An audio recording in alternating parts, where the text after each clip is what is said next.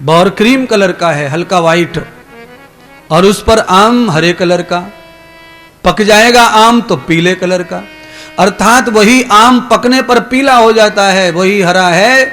जहां भी जो जिस धर्म का पालन करता है करे, पर ये कथा, ये जो प्रवचन है, ये मानव समाज के कल्याण के लिए ही है। ये केवल मानव के कल्याण के लिए है। इसमें सनातन की व्याख्या है। और केवल पूरी दुनिया में एक ही धर्म ऐसा है जो केवल धर्म है, जो केवल राष्ट्रीयता जिसमें है, जिसमें केवल कल्याण है।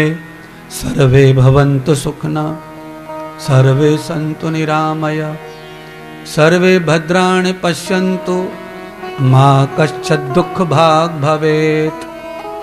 ये केवल सनातन धर्म, हिंदू धर्म ही है जो इसमें ऐसे श्लोक होते हैं। इस श्लोक का अर्थ है कि सारे जगत का कल्याण हो, सारा जगत सुखी हो, कोई दुखी न हो, कोई बीमार ना हो।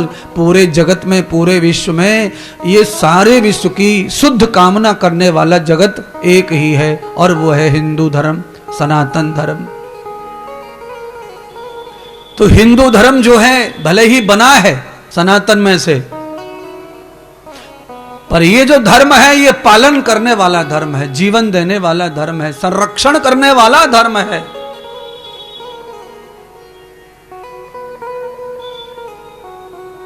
तो करना क्या चाहिए फिर?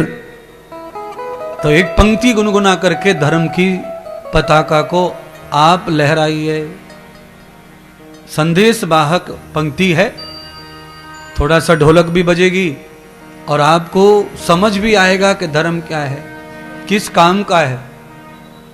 कमाले धर्म धन प्यारे सफर में काम आएगा, कमाले धर्म धन प्यारे सफर में काम आएगा। कमाले धर्म धन प्यारे सफर में काम आएगा। कमाले धर्म धन प्यारे सफर में काम आएगा। ये जीवन बीत जाएगा, तुझे रो ना नहीं होगा। ये जीवन बीत जाएगा, तुझे रो ना नहीं होगा। कमाले धर्म धन प्यारे सफर में काम आएगा। कमाले धर्म धन प्यारे सफर में काम आएगा।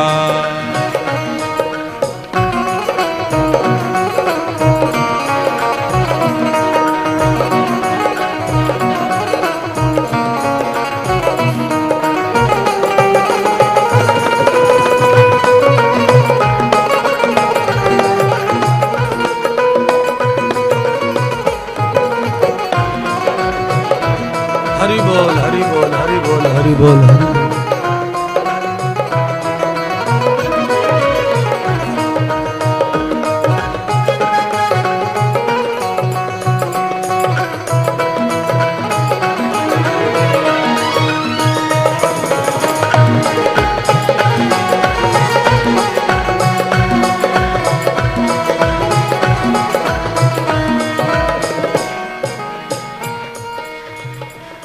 तालियां बहुत बढ़िया बज रही हैं।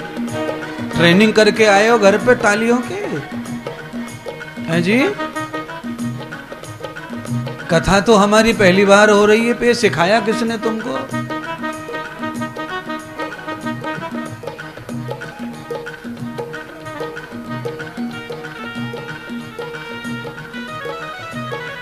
आज कलश यात्रा जब निकली तो हनुमान जी का दर्शन हुआ, देवी का दर्शन हुआ, और हनुमान जी के चरण छूकर देवी जी का दर्शन करके कलश यात्रा निकली। इसलिए उस पावन यात्रा में मुझे लगा कि तालियों का महत्व है, तो एक बार भजन का ट्रैक बदलते हैं, ये पंक्तियों को यहीं रोक देते हैं।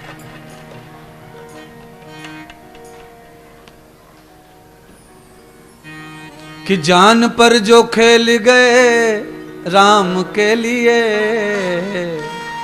जान पर जो खेल गए राम के लिए, तालियां बजाओ हनुमान के लिए, तालियां बजाओ हनुमान के लिए, तालियां बजाओ हनुमान के लिए।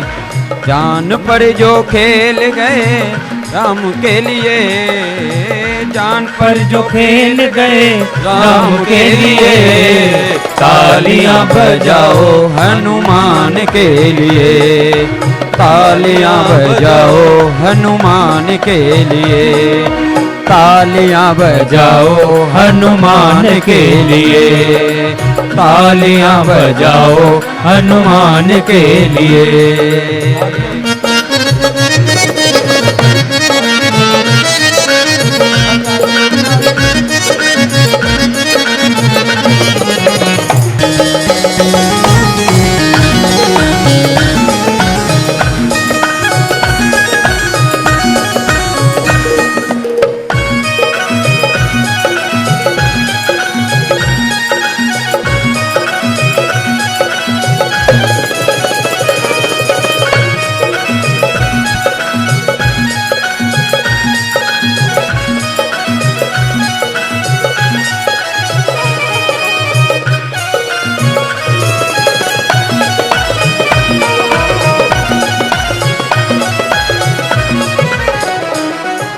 सात समुंदर लाग गए और गढ़ लंका में पहुंच गए, सात समुंदर लाग गए और गढ़ लंका में पहुंच गए। हाँ, सात समुंदर लांग गए और गढ़ लंका में पहुंच गए, सात समुंदर लांग गए और गढ़ लंका में पहुंच गए। हाँ, माँ सीता का पता लगाना, माँ सीता का पता लगाने खाना पीना भूल गए, माँ सीता का पता लगाने खाना पीना भूल गए। रूप भयंकर धारा, हाँ रूप भयंकर धारा बेईमान के लिए, रूप भयंकर धारा बेईमान के लिए। तालियां बजाओ हनुमान के लिए, हाँ तालियां बजाओ हनुमान के लिए, ओ तालियां बजाओ हनुमान के लिए, हाँ तालियां बजाओ हनुमान के लिए। हाँ, जान पर जो खेल गए श्री राम के लिए, जान पर जो खेल गए श्री राम के लिए, जान पर जो खेल गए श्री राम के लिए, जान पर जो खेल गए श्री राम के लिए। तालियां बजाओ हनुमान के लिए, हाँ तालियां बजाओ हनुमान के लिए, हाँ तालियां बजाओ हनुमान के लिए, ओ तालियां बजाओ हनुमान के लिए।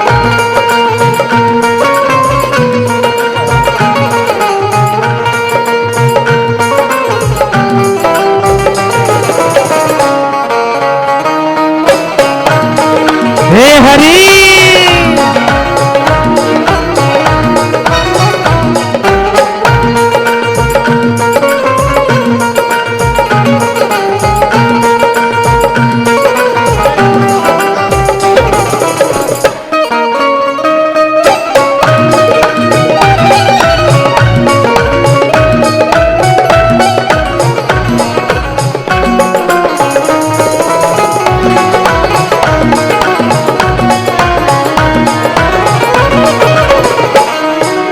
राम नाम की चादर ओढ़े राम नाम की माला है। राम नाम की चादर ओढ़ राम नाम की माला है। राम नाम की चादर ओढ़े राम नाम की माला है। राम नाम की चादर ओढ़ राम नाम की माला है। बनवारी एक पल भी उसको नहीं भूलने वाला है। बनवारी इस पल भी उसको नहीं भूलने वाला है। हाँ, सारा जीवन रखा गुणगान के लिए।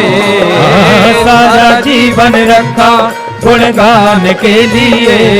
तालियां बजाओ हनुमान के लिए। तालियां बजाओ हनुमान के लिए। तालियां बजाओ हनुमान के लिए। तालियां बजाओ हनुमान के लिए। जान पर जो खेल गए श्री राम के लिए। हाँ, जान पर जो खेल गए श्री राम के लिए। हाँ, जान पर जो खेल गए श्री राम के लिए। जान पर जो खेल गए श्री राम के लिए। तालियां बजाओ हनुमान के लिए।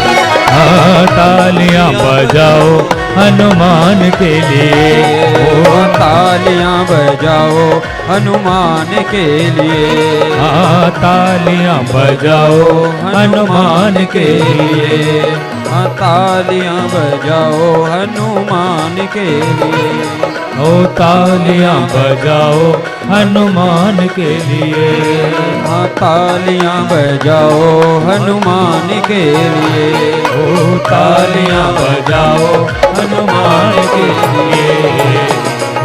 जय जय श्री राधे। आनंद से कथा का श्रवण कीजिए।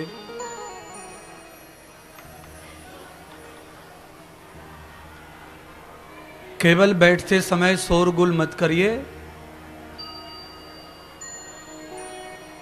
बीच बीच में शोरगुल का भी समय आपको मिलता रहेगा। ढोलक तबला बजे तब आपको जितनी ताकत है उतना शोरगुल करो।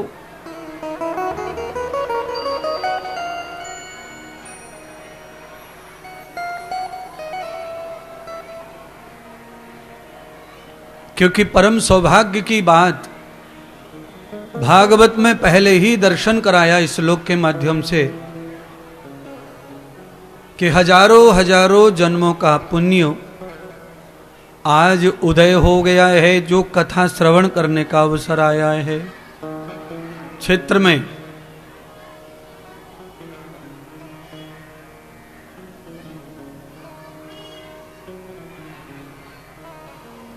आज ही अवसर है। भाग्यवान और पुण्यवान धीरे धीरे यहां जगह बैठने को भी नहीं मिलेगी। इसलिए आज आगे बैठने का फुल आनंद उठाओ।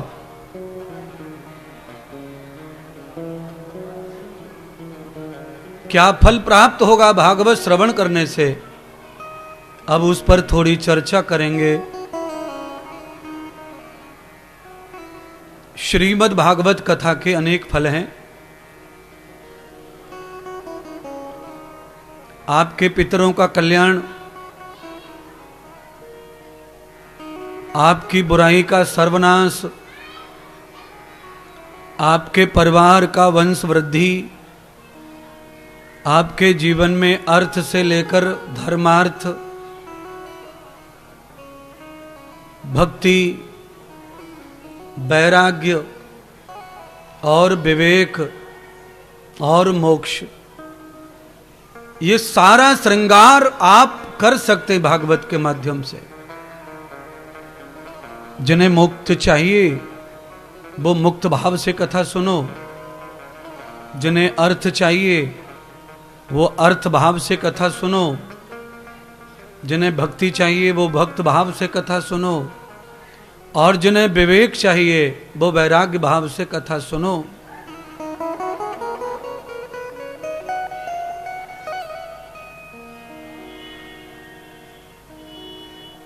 88,000 ऋषि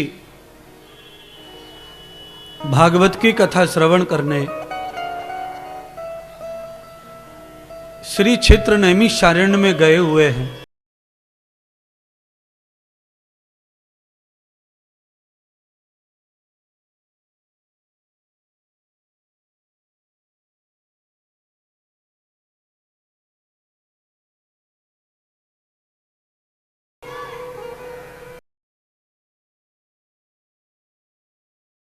हो गया सूत जी का।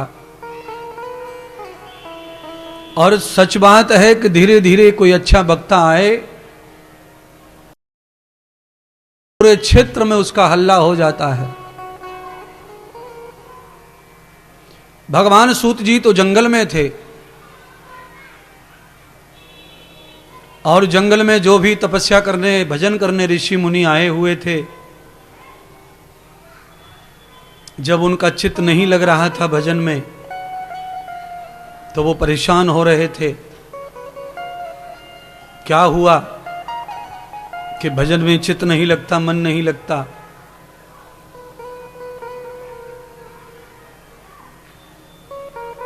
तो भजन छोड़कर वो यात्रा में निकल पड़े। और जब यात्रा में निकले तो उन्हें पता चला कि कोई महात्मा है जो व्याख्यान कर रहे हैं पुराणों का, भक्ति, ज्ञान, वैराग्य और मोक्ष का। एक बार उनकी शरण में चलें, उनका दर्शन करें। घर बार छोड़कर अपन जंगल में आए हैं और लौट के फिर घर चले जाएंगे, तब फिर संसार से पुनः मुक्ति नहीं मिलेगी, और ये भजन, ये मुक्ति, ये मोक्ष सब अधूरा रह जाएगा। तो आखिरी चांस ले लो। तावते पंथ युक्तानाम, सारे ऋषियों ने उसी समय मार्ग पकड़ लिया सूत जी के आश्रम का, और आश्रम में आकर देखा कि एक वीतरागी महात्मा पुराणों का व्याख्यान कर रहे हैं, और वहां से जो भी व्याख्यान श्रवण करके जा रहा है लौटकर, वो एक ही तरह का प्रचार कर रहा है कि इनकी वाणी जो श्रवण कर लेता है वो मुक्त हो जाता है और वो भक्त हो जाता है। तो ये 88,000 जो ऋषि थे, इनको भक्ति चाहिए थी। आए थे भक्ति करने, पर भक्ति हो नहीं पा रही थी। क्यों नहीं हो पा रही थी? कि गुरु के बगैर, सत्संग के बगैर आदमी कभी भी सच्चा भक्त बन नहीं सकता। आप कोई भी मंत्र लेकर, भगवान का नाम लेकर अपनी मन मर्जी लग जाओ भजन करने, तो आखिरी दिन आएगा कि आपको भजन से उठना पड़ेगा, क्योंकि आपका चित्त, आपका मन जो है आपके ताबे में, काबू में रहेगा नहीं, और वो चंचल होकर इधर उधर भटकेगा और आपके चित्त को भटकाएगा, आपका मन परेशान करेगा और आपका भजन भंग हो जाएगा। इसलिए भजन में बैठने से पहले सत्संग श्रवण करो, विचार ग्रहण करो, पहले विवेक ग्रहण करो, ज्ञान ग्रहण करो, फिर भक्ति में बैठो, जिससे कि तुम कंट्रोल कर सको। जिसे घोड़ा हाँकना आता है वही घोड़े को रोक सकता है। ये ध्यान कर लो। अनाड़ी आदमी कितना भी लगाम खींचे, घोड़ा रोकने वाला पटक लेता है, और अनाड़ी आदमी कितना भी खींचातानी करता है लगाम की, रस्सी की, घोड़ा रुकता ही नहीं। गर्दन टेढ़ी कर लेगा, दांत कट जाएंगे, होठ फट जाएंगे घोड़े के, पर वो रुकता नहीं है। क्यों नहीं रुकता है? रोकने वाले को घोड़ा रोकना नहीं आता है। नहीं तो घोड़ा को रोकने के लिए खींचा खांची की जरूरत नहीं है, संकेत की आवश्यकता पड़ती है, इशारे की आवश्यकता पड़ती है। पर उसके लिए घोड़े को ट्रेनिंग दी जाती है और सारथी को भी ट्रेनिंग दी जाती है। दोनों ट्रेनिंग शुदा होने चाहिए।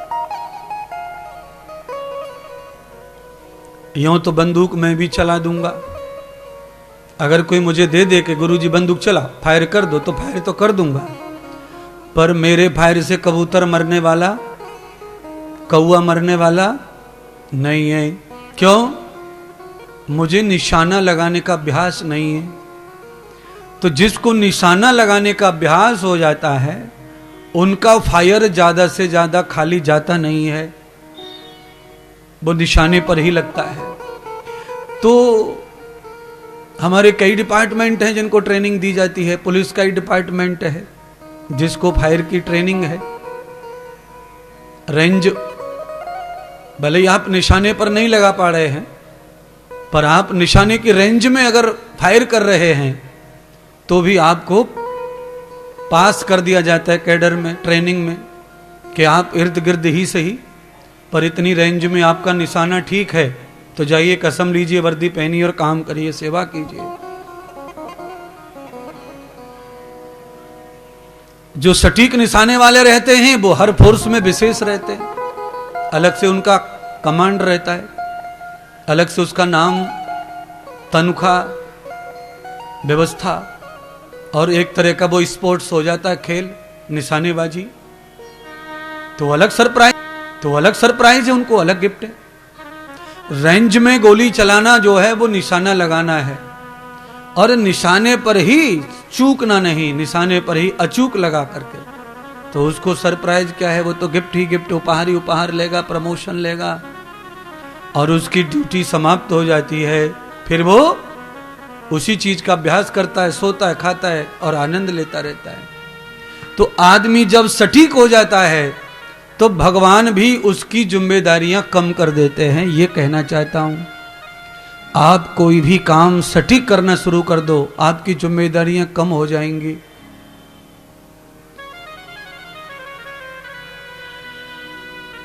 आप किसी भी खेल के चैंपियन हैं तो आपको हर जगह सरलता, सब जगह आपको आरक्षण मिलता है।